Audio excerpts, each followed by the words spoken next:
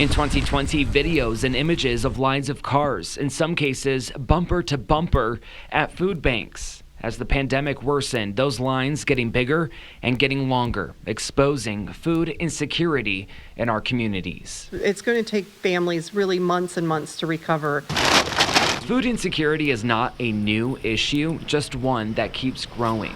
Kara Ross is president and CEO of the Food Bank of Eastern Michigan.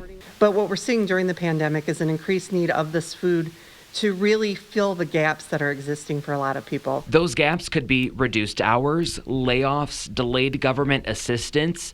Communities are in more need of food assistance than ever before. So we've seen a significant increase. We're just seeing community after community needing more help. The Food Bank of Eastern Michigan's food insecurity rate usually sits at 14%. But since the pandemic, that number has skyrocketed to 40%. Or people who are hungry people trying to get help during a very difficult time in their lives. A lot of people have depleted their savings and not had jobs or income. And typically nearly 20 million pounds of food is distributed across the 22 counties this food bank serves. But as demand rises, so does distribution. Since the pandemic started, even just since mid-March, we've distributed over 49 million pounds of food. A lot of that food prep happens right here at the Food Bank of Eastern Michigan, as volunteers and National Guard members pack and weigh food boxes. But food has been hard to come by even for the food bank, as manufacturers put their focus on getting food and produce to grocery retail stores first.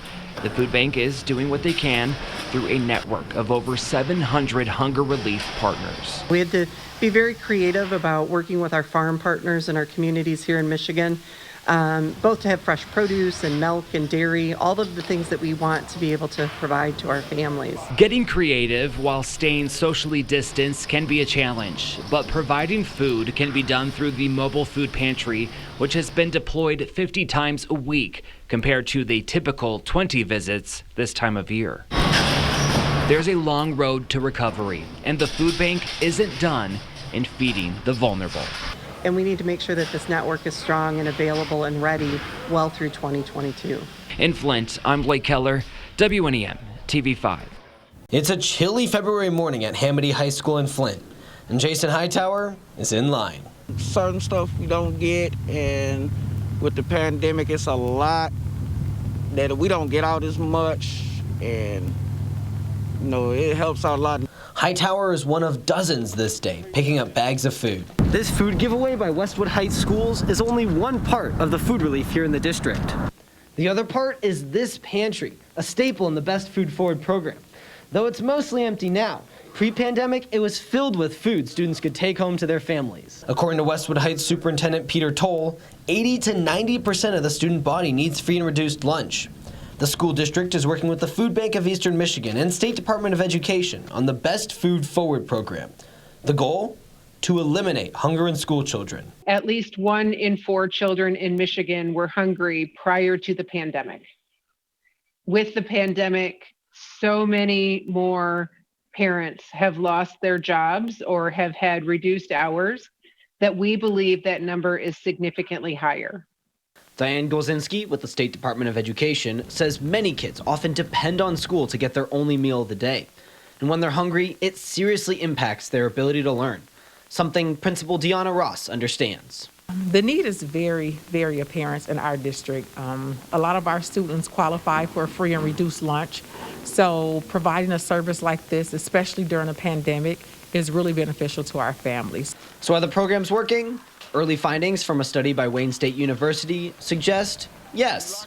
More families were relying on the food mobile pantry that's happening at the schools as a result of this project. And we have seen a bit of a reduction in the very low food security number of families. By the end of the 10-year study, they hope to know if ending hunger in students leads to long-term success. Food insecurity at record levels, creating new and added stress for mid-Michigan families. Time you pay your bills, we got nothing left. That stress felt by Teresa Colangelo, who frequents these food drives for her family. She is a mother of 2 and a wife to a veteran amputee. No, I can't work because I'm sort of disabled, but then I'm also because my husband's an amputee, so I have to help him out. Colangelo and her family get one check a month. It's her husband's disability. It takes care of rent and utilities. As for food, Colangelo visits up to 3 different food drives a week just to get by. I have to feed my family, so I sacrifice myself to come out here and spend the night, sometimes all night. Colangelo says at times she spent 15 hours in her car just to have the chance of getting the best food options at drives. Oh, it helps me all the time. But she's not the only one going to great lengths for food. I don't grab everything. I just grab stuff that I need, you know. Pablo Cruz is a single dad of 4. He gets assistance checks twice a month. They're specifically for rent, utilities, and child support, but not enough is left over for food. It's been a big struggle, not working, not be able to collect any money. That's why I come here. It helps me out a lot. He knows the role these food drives play in his life, so he shows up early, but not to wait, to volunteer. Oh, I come here early all the time. When I come, I help out knowing that they're helping me out. In these lines, you'll also find people like Sue Plesner. I know people from church who are trying to make ends meet and can't seem to sometimes. Plesner already enjoying 6 years of retirement working in the emergency room. She's now found purpose coming to food drives. You'll find her in line at least once a week. I mean, I use it, but I also try to get some for other people. Plesner will wait an hour, sometimes more, to benefit herself and nearly half a dozen other families who'd rather not go to the store in a pandemic or just physically can't. Definitely saves a lot of money, time, effort. Relief partners scurry to alleviate some of the pain and uncertainty these families face.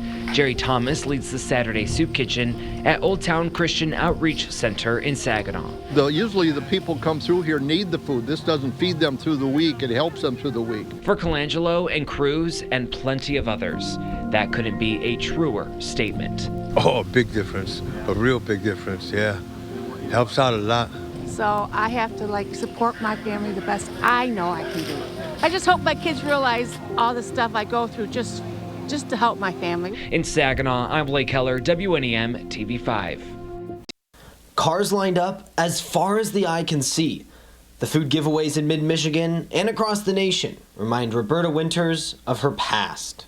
I've been low income for a long time, and I can remember standing in the Salvation Army line, and a woman, and this was in the winter with snow, she had flip-flops on in front of me.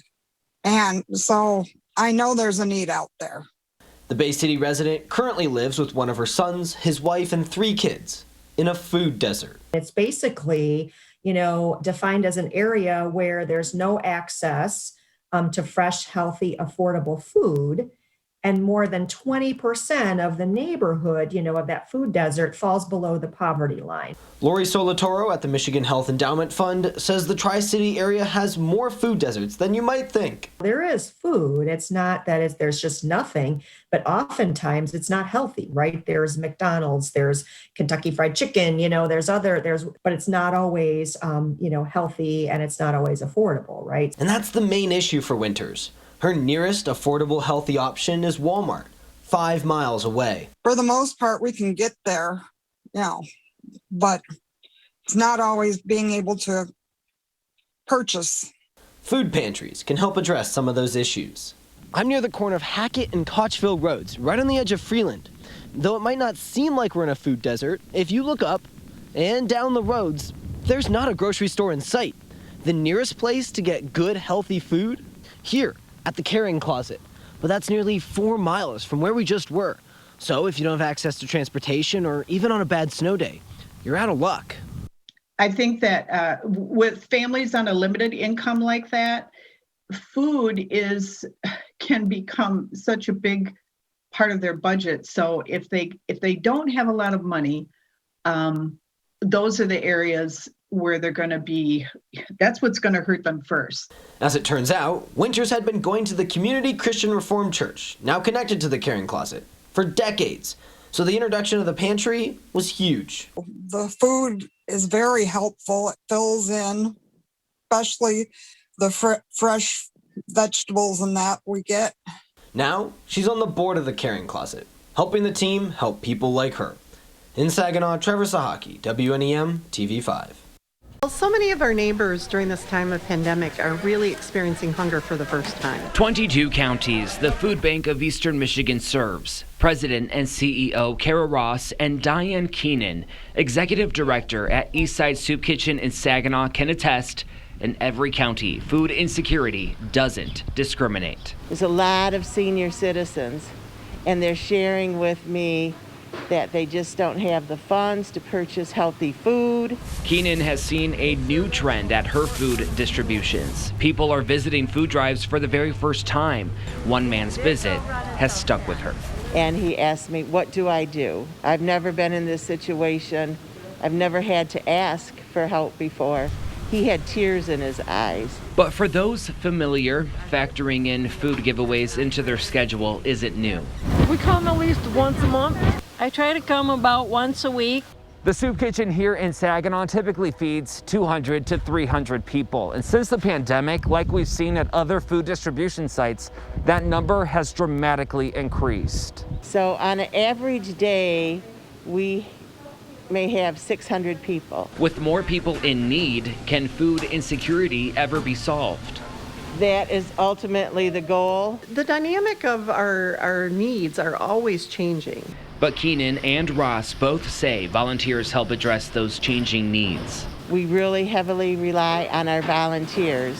So our partner agencies are out every day in parking lots, serving their neighbors, and really trying to ramp up efforts when job loss occurs or when things like the pandemic hit. Or take initiative and hold a neighborhood drive. Some people have food drives at their church or their organizations that they belong to. And a single dollar covers more than you think. Every dollar is 6 meals, and we rely on that. A $5, $10, $20 donation goes a very long way. Every dollar helps up front, but behind the scenes, groups like Feeding America and the Food Bank Council of Michigan endlessly work on policy reform and legislation. We have many partners working on that daily to make sure that we can have the resources that we need.